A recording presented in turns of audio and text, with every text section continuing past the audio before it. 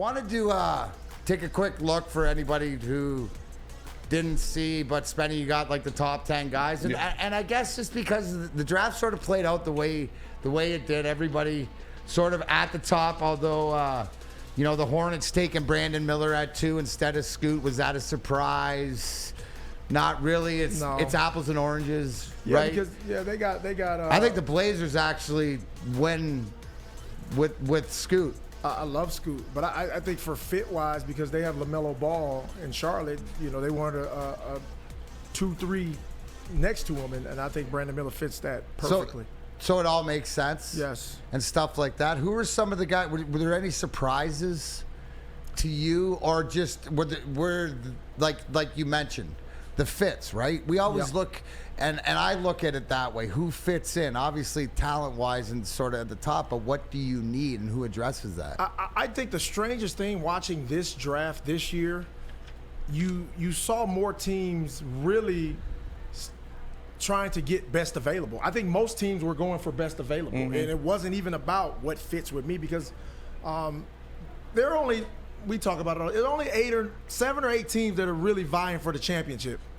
So everybody else is kind of trying to get to a point where they have enough talent to form a championship team. So I think everybody else was looking at the talent and was like, hey, I'm taking the best kid available at this spot, regardless to position. I think that's what a lot of people did. All right, in a perfect world, let's say in a perfect world, what is a Stuart Thompson, 5th overall pick coming into camp, right? And I'm going by that the big three are healthy, right? We're cruising. How do we see this young player, right, coming out? And you got to remember too is that the first thing that comes to my mind, okay, he hasn't played against men, right? So it's going to take time. You mentioned yesterday, if you go back anywhere you watch Woodward Sports Big D Energy, Lindsey broke down the fact that the rookie wall is real as a MFer as anything else, no matter who you are. Now, it might be somebody that has played in Europe and in the G League and stuff like this, but they're still going to hit a month or a couple weeks because the travel is just not the same. So in a perfect world, what can we expect from a Stuart Thompson? How does he fit into this Pistons team? Well, I think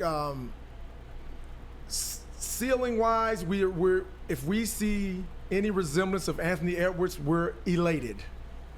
We're elated. If we can see some Anthony Edwards out of this guy, we'll be like, oh, we got one. Okay. I don't know if he'll be as dynamic as Anthony Edwards, because Anthony Edwards is a stud. Right.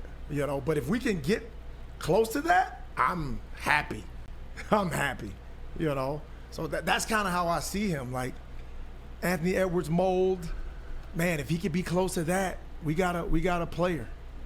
So how many minutes? Like what are the expectations for a guy like this? It's coming off the bench, playing. How do you feel if Lindsey Hunter, coach or whatever, you've been around the game enough? How do you endear a guy into the game, into the NBA at the different level to be effective? Right. Right. I think coming to a team like Detroit is great for him, because I don't think anybody, the only 2 guys that that are 3 guys that are going to be on that floor is Cade, Ivy, and Duren.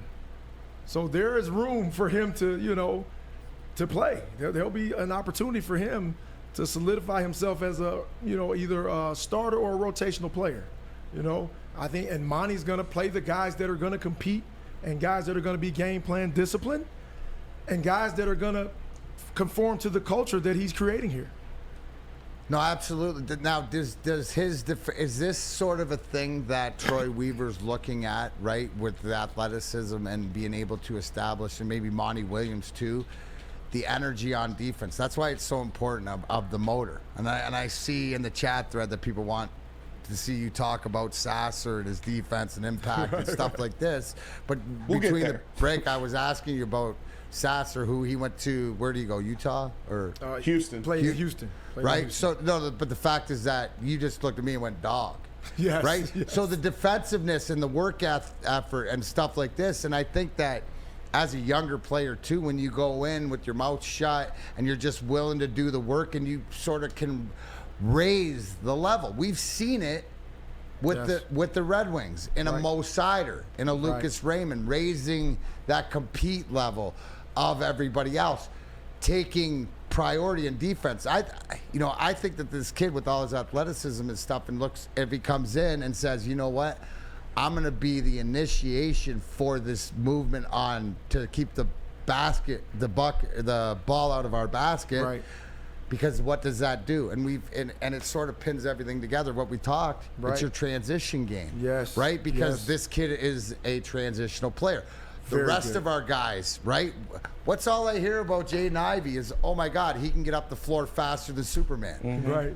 You know, so right. we have to use this to our ability. Is that something? Am I out of trying to put myself in Troy Weaver and Monty Williams in drafting this kid? So the fact is that if that motor is there, and if Lindsey sees that motor, then you're even further along ahead. Hence, that goes to your Anthony Edwards, correct? Absolutely. You hit the nail on the head, because if he can be, the thing I loved about Anthony Edwards is he's a competitor. Like, I've watched him during games, and, everybody doesn't watch Minnesota play because Minnesota. But I've watched Anthony Edwards because I was a fan of his. I'm like, man, this kid is a dog. Like, and watching him compete against everybody he played against. He always wanted to take the challenge of whoever the best player on the other team was, perimeter-wise, he wanted to guard him. And I was like, that's rare today. Guys don't really do that anymore. No. Guys shy away from, I'm going to save my legs for offense. That's kind of the new wave in NBA. So he's like one of those guys. Who are a few of those guys around the league? Like, It's not many anymore. No, right? It's not. I can't even think of guys like that anymore that take challenges and say, hey, we're gonna guard each. I'm the best player on this team. You're the best over there. We're gonna guard each other, and we're gonna see who's the head honcho. I liked seeing that when the Clippers played Phoenix in the playoffs, and it was KD and Kawhi locked up on each other, both sides of the ball just going at it. That was awesome. See, and that's what you want. Like those are the type of guys, the mentality that you want. I think you win more games with guys like that than you do super talented guys that, want to walk around on their tiptoes. I don't like that. Or play half a season or something like that. or day-to-day. Right. Day-to Davis Right. and his George. Sam, what do you think that Asur Thompson, can add? What's a realistic here's the question. What does he have to do for me not to look over at you during the season and you just absolutely butchering this guy for being brutal, right? Like, what is the minimum or expectation out of the audio booth from Sam Flannel? All right, when it comes to this year, I would like to see him shoot higher than 30% from three, which was his regular season numbers in Overtime Elite. I'd like to see him shoot closer to his postseason numbers in Overtime Elite, which was 39%. I already mentioned that. I think with Asur Thompson, what he could bring right off the bat, even this season, if you combine that with Cade Cunningham coming back and even Marcus Sasser, is I think they're going to be better defensively as a team. I don't expect them to be as bad as they were, being the bottom four in points allowed. I think they're going to be better, and I want to see some off-ball scoring from Asur Thompson. I don't necessarily think he's going to be a star or even a starter this year, but by the end of the year, I think we'll be looking back and saying that he was at least a good pick and something to build upon. Spenny? Yeah, I agree with Sam, although I do think he is going to be a starter. I think you put him out there.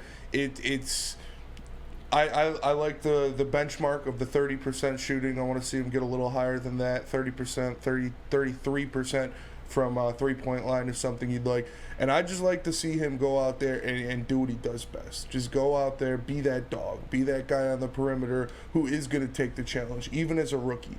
He's big, he's long, he's got a 7-foot wingspan. I want to see him go up and take that challenge. Like Lindsey said, go up and walk up to that guy. Whether it's Phoenix, walk up to Kevin Durant at the top of the key and take that challenge. Walk up to those guys and be like, all right, I'm here now. This is the NBA. I'm going to be facing a guy who can give you 40 any given night.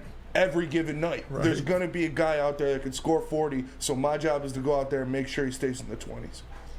And that's huge too. And it'll be interesting to see whether you're to accept that. So, are we looking for Because a lot of that spending when you're talking is sort of what we saw in the maturation of Jalen Duren last year in a different position. Right. But he never shied away, right? These guys, and I think that's the Troy Weaver, what Monty Williams is going to bring, this mentality. And I think it's like sort of units. And you find that a lot of times, right, with a younger team or a team who's still willing to show that a young guy can come in and he can just like set that energy level. Well, I think we've seen the example when Monty was in Phoenix with Mikal Bridges and Cam Johnson was the kid.